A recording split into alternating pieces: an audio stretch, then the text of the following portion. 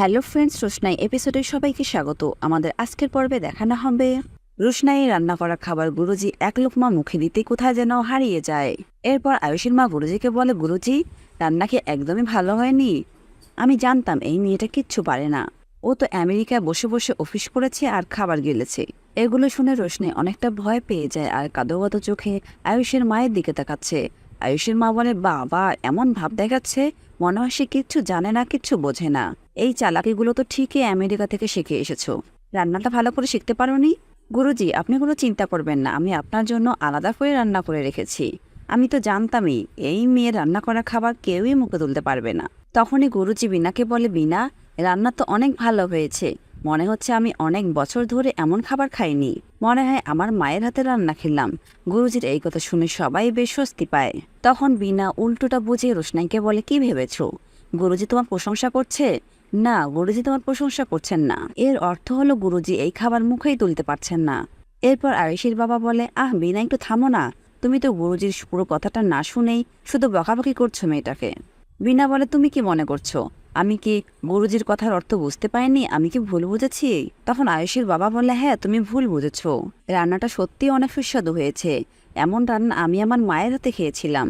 এরপর গুরুজি বলল, তোমাদের এই বৌমা মা লক্ষ্মী, মা অন্নপূর্ণা রূপ। একথা শুনে রোশনি হাত জোর করে গুরুজির কাছে কৃতজ্ঞতা প্রকাশ করে। গুরুজি আরো বলে, এই খাবারের স্বাদের কথা কি বলবো, এই খাবারের স্বাদ তো তোমার খাবারের স্বাদকেও হার মানাবে। রোশনাই তখন গুরুজিকে বলে, গুরুজি আপনি এভাবে বলবেন না। মা তো আমার চেয়েও অনেক ভালো রান্না করতে পারে। মায়ের রান্নার ধারের কাছেও আমার রান্না নয়। আপনি শুধু এতটুকুই বলুন, আমার রান্না করা খাবার মুখে তোলা যাচ্ছে কিনা। তখন গুরুজি বলল, তোমার রান্না সত্যি অনেক সুস্বাদু হয়েছে। আর বাকিদের উদ্দেশ্য করে বলল, আপনারা সবাই খাবার মুখে তুলুন, আর দেরি করবেন না। এমন রান্না হয়তো আর পরে নাও খেতে পারেন। এরপর সবাই খাবার মুখে তোলে। আয়ুষ তার পরিবারের সবাই খাবার মুখে তোলে।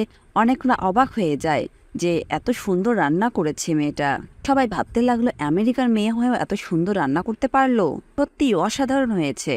সবার মুখে রোশনাইয়ের প্রশংসা শুনে বিনার অনেক রাগ হয়। এরপর বিনা রোশনাইকে সব খাবার একা সবাইকে বেড়ে দিতে বলে। কিন্তু রোশনাইয়ের একমাত্র ছোট ননদিনী বলল, ছোট বৌদি আমি তোমাকে সাহায্য করছি। কিন্তু বিনা বলল, না, কাউকেও সাহায্য করা যাবে না, ও একাই করতে পারবে, আর ওকে একাই করতে হবে। আর তখনই ছোট ননদের জামাই বলল, তুমি যাও ছোট বৌদিকে সাহায্য করো, আর এতে যদি তোমার মা আবারও বারণ করে তাহলে আমি খাবার ছেড়ে উঠব। এরকম নিয়ম আমাদের বাড়িতে নেই। তখনই বিনা বলে উঠল, নানা জামাই তুমি ওঠো না, বসো বসো খাবারটা খেয়ে নাও। আর প্রাণের জামাই যখন রোশনাইয়ের হয়ে কথা বলে তখন বিনার আর কিচ্ছু করার থাকে না। এদিকে দেখানো হবে খাওয়া শেষে গুরুজি রোশনাইকে বলে, মা মিষ্টান্ন দাও মা। তখন রোশনাই সবার পাতে হালুয়া তুলে দেয়।